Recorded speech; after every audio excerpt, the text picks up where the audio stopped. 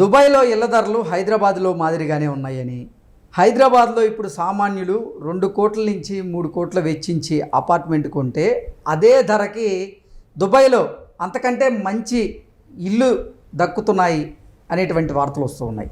అసలు నిజంగా దుబాయ్లో రియల్ ఎస్టేట్ మార్కెట్ ఎలా ఉంది, హైదరాబాద్లో ఉన్నటువంటి ధరలకే దుబాయ్లో ఇల్లు వస్తుందా అంటే ఏం చెప్తారు? మంచి టఫ్ క్వశ్చన్ అడుగుతున్నావు కృష్ణ. నువ్వు పబ్లిక్లో చెప్పడం డబ్బులు తీసుకుంటాం, మీరేం ఫ్రీగా చెప్పించుకుంటారు సార్. ఇప్పుడు బట్టల షాపు ఉంటే కుమార్స్ అని ఒక బ్రాండ్ ఉంది, 100-200 రూపాయలు షర్ట్ ఉంటుంది. అదే లూయిస్ ఫిలిపి అని ఉంది, 5,000-6,000 షర్ట్ ఉంటుంది. 2 షర్ట్లే బాడీ కవర్ చేస్తాయి, మరి తేడా ఏంటి? సో దేర్ ఇస్ అది షర్ట్, ఇది అది యూజ్ అండ్ త్రో. ఇది 5 సంవత్సరాల 10 సంవత్సరాలు షైనింగ్ అట్లానే ఉంటుంది. సో క్వాలిటీ అంటే క్వాలిటీలో డిఫరెన్స్ ఉంటుంది. ముందు బ్రాండ్. రెండోది దుబాయ్ అనేది చాలా చిన్న place compare to India. Population is very very less. So అక్కడ ఏంటంటే తక్కువ స్పేస్లో ఎక్కువ బిజినెస్ జరుగుతుంది. టూరిస్ట్ పాయింట్ దుబాయ్ అనేది. సింగపూర్ కానీ, మలేషియా కానీ, ఇండోనేషియా ఇవన్నీ టూరిజం మీద బతుకుతాయి. మమ్మల్ని మిగతా మళ్ళీ ప్రొడక్షన్ అవన్నీ ఉండవు. అయితే దుబాయ్ అంటే రిచెస్ట్ కంట్రీ అని ఒక పేరుంది. అవును. దాంతో పాటుగా దుబాయ్లో విలాసవంతమైనటువంటి జీవితాలు గడుపుతూ ఉంటారు కొంతమంది అంటూ అది కొన్ని వార్తల్లో మనం చూసాం. దాంతోపాటుగా అసలు దుబాయ్లో ఉండేటువంటి ఇళ్ళన్నీ కూడా చాలా విలాసవంతంగా ఉంటాయి, ఇంద్రభవనాలను పోలే ఇల్లు ఉంటాయి అంటూ మనం చూస్తూ ఉంటాం వార్తల్లో. అయితే ఇప్పుడు హైదరాబాద్లో కొనేటువంటి ఇళ్ళ ధరలకి ఇప్పుడు దుబాయ్లో కూడా ఇల్లు వస్తుంది అంటే ఆలోచిస్తారు కదా సామాన్యులు. అంటే ఇక్కడ చిన్న మెలకు ఉందండి. There is a slip between the cup and the lip. Real ఎస్టేట్లో ఇన్వెస్టర్ కానీ, బయ్యర్ కానీ, ఏజెంట్ కానీ, బిల్డర్ కానీ ఎదగాలి అంటే భూమాత అంత పేషెన్స్ ఉండాలి, ఆకాశం అంత ఆశ ఉండాలి. ఇండియాలో అన్ఫార్చునేట్గా ఆశ అత్యాశకి వెళ్ళిపోయి చీటింగ్ మొదలవుతుంది.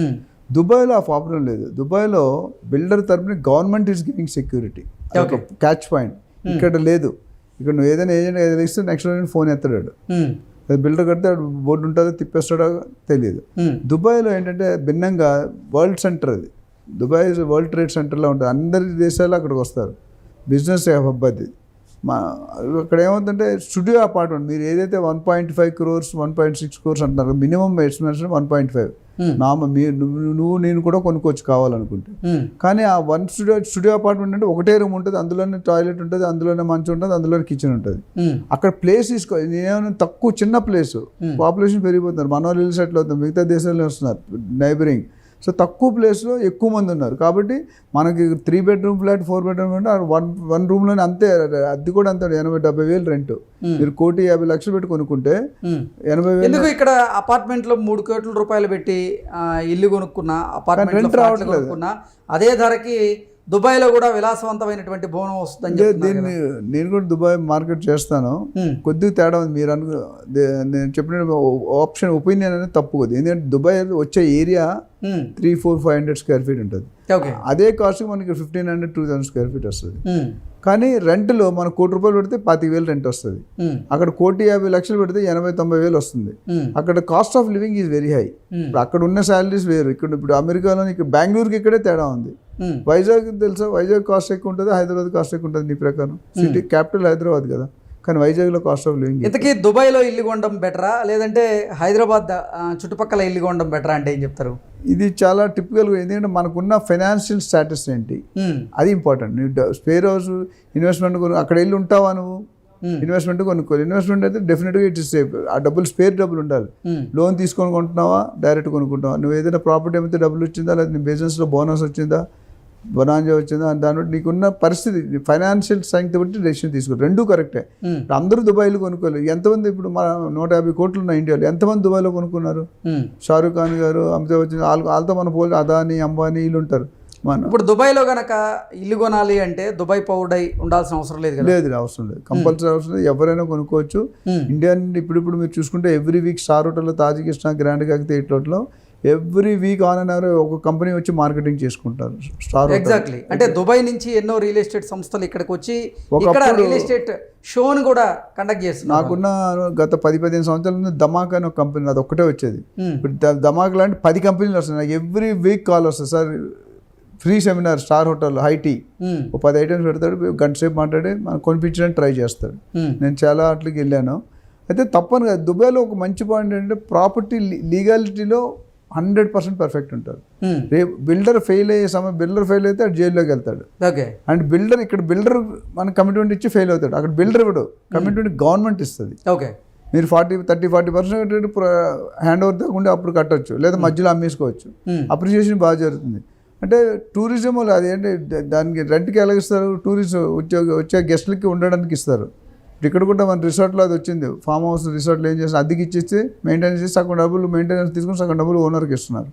అట్లా కాన్సెప్ట్ టూరిజం కాన్సెప్ట్ అయిపోయింది. అక్కడ ఉండేవాళ్ళు తక్కువ, పర్మనెంట్గా వెళ్ళి వచ్చేవాళ్ళు ఎక్కువ ఉంటారు, ఉండేవాళ్ళు ఉన్నారు. సో ఇక్కడ ఏమో దుబాయ్ ఏంటంటే risk factor is very less compare to India. ఇండియాలో మెజారిటీ ఆఫ్ ద స్టేట్ సిటీస్లో 70-80% లిటిగేటెడ్, ఎస్పెషల్లీ హైదరాబాద్లో 75-80% లిటిగేటెడ్ ల్యాండ్స్. కానీ చెన్నైలో కంప్లీట్ ఆపోజిట్, అన్నీ క్లారిటీ ఉంటాయి. అట్లా దుబాయ్లో పోతే గవర్నమెంట్ అడ్మించినట్టు గవర్నమెంట్ చీట్ చేయదు కదా జనాల్ని.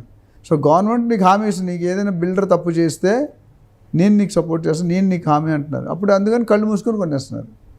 సో మినిమం నువ్వు ప్రూఫ్ ఆఫ్ ఇన్కమ్ ఎక్కడ నుండి వచ్చింది, అక్కడ వైట్ అమౌంట్ ఉంటుంది, బ్లాక్ తక్కువ ఉంటుంది, మనలాగా ఉండదు. అక్కడ వైట్ అమౌంట్ ఎక్కువ ఉంటుంది, బట్ బ్లాక్ ఉన్న సర్టన్ రూల్స్ ఉన్నాయి. నువ్వు 2 కోట్లు తెచ్చుకుంటే ఎలా వచ్చింది, నీకు ఎక్కడ నుండి వచ్చింది అడుగుతాను, నువ్వు ప్రూఫ్ చెప్పుకోవాలి. వైట్ ట్రాన్స్ఫర్ రికార్డ్ అవుతుంది కదా, ఐటీకి వెళ్తుంది ఇన్ఫర్మేషన్, పాన్ కార్డు బట్టి. ఐటీకి వెళ్ళినప్పుడు they will ask. So investment ఇది మంచిది. మీకు స్పేర్ మనీ ఉంటే పెట్టుకోవాలి, అప్పు చేసి పెట్టుకోవడం అంత కరెక్ట్ కాదు, ఎందుకంటే మీరు ఉండరు అక్కడ. రెంటల్ ఇన్కమ్ వరకు మన ఇండియా మీద ₹1 కోటి పెడితే 25,000 రెంట్ వస్తుంది, సంవత్సరానికి 3 లక్షలు. అక్కడ 1.5 crore మినిమం పెట్టుకుంటే 80-90 వేలు రెంట్ వస్తుంది. సో డెఫినెట్గా అక్కడ 7-8% ఉంది, ఇక్కడ 2-3% ఉంది. సో ఆ వ్యత్యాసం ఉండడానికి ఇక్కడ కొనుక్కొని ఇన్వెస్ట్మెంట్ అక్కడ కొనుక్కోవచ్చు. డెఫినెట్గా మంచి బిజినెస్. మనం ఆల్రెడీ ఒక 10 ప్రాజెక్ట్స్ దుబాయ్లో మార్కెట్ చేస్తున్నాం. సో అది కూడా లీగల్ క్లారిటీ ఉండాలి, క్లియర్ ఉంటుంది, అండ్ అన్ని వైట్ అండ్ బ్లాక్లో ఓపెన్ ఉంటాయి. అంటే దుబాయ్లో పెట్టుబడులు పెడితే అక్కడ కనుక ఈ ఇల్లు కనుక కొంటే అక్కడ ఉన్నటువంటి కాస్ట్ ఆఫ్ లివింగ్కి అక్కడ ఎక్కువగా రెంటల్ ఇన్కమ్ వచ్చేటువంటి అవకాశం ఉందంట. డెఫినెట్గా ఉంది, ఎందుకంటే అక్కడ బిజినెస్కి వెళ్ళిన వాళ్ళు శాలరీస్ ఇక్కడ 10,000 ఉంటే అక్కడ 50,000 ఉండొచ్చు శాలరీ. సో ఆ ఖర్చులు కూడా అంతే ఉంటాయి. రోడ్డు మీద అడుగు పెడితే వేలల్లో 100 ఉండదు, మనకు రూపాయల్లో అవుతాయి కొన్ని. అక్కడ రూపాయలు 100,000 ఉంటాయి. ఓ రూమ్ తీసుకోవాలంటే 15-20 వేలు ఒక రోజుకి. మనకు 20,000తో ఒక ఫ్యామిలీ బతికేస్తాం నెలంతా. సో డెఫినెట్గా అక్కడ కాస్ట్ ఆఫ్ లివింగ్, అక్కడ స్టైల్ ఆఫ్ లివింగ్ కానీ అక్కడ ఉన్న జనాలు కానీ డిఫరెంట్. అంటే రెంటల్ ఇన్కమ్ కోసం ఎవరైతే చూస్తున్న వాళ్ళు ఉంటారో వాళ్ళు హైదరాబాద్లో కంటే కూడా దుబాయ్లో ఇల్లు తీసుకొని అక్కడ రెంట్కి ఇస్తే మాత్రం కొంచెం డెఫినెట్గా వర్క్ అవుతుంది, మంచి రిటర్న్స్ వస్తాయి. సేఫ్టీ ఉంది, ఎక్కడ సేఫ్టీ ఉంది, ఎక్కడ అంబికా దర్బార్ ఉందో అక్కడ దేవుడు ఉంటాడు అంటారు కదా, ఎక్కడ సేఫ్టీ ఉందో అక్కడ పెడతారు జనాలు. ఇక్కడ సేఫ్టీ అనేది కొద్దిగా మిస్ అవుతుంది, అందరూ కాదు కొంతమంది మిస్ అవుతున్నారు. ఏంటంటే మనం గ్రీడ్నెస్ పెరిగిపోతుంది, గ్రీడ్నెస్ పెరిగిపోయినప్పుడు ఆపలేరు. దుబాయ్లో చీటింగ్ అనేది కొద్దిగా కంపారిటివ్లీ నెక్స్ట్ 0. అది okay sir, thank you so much.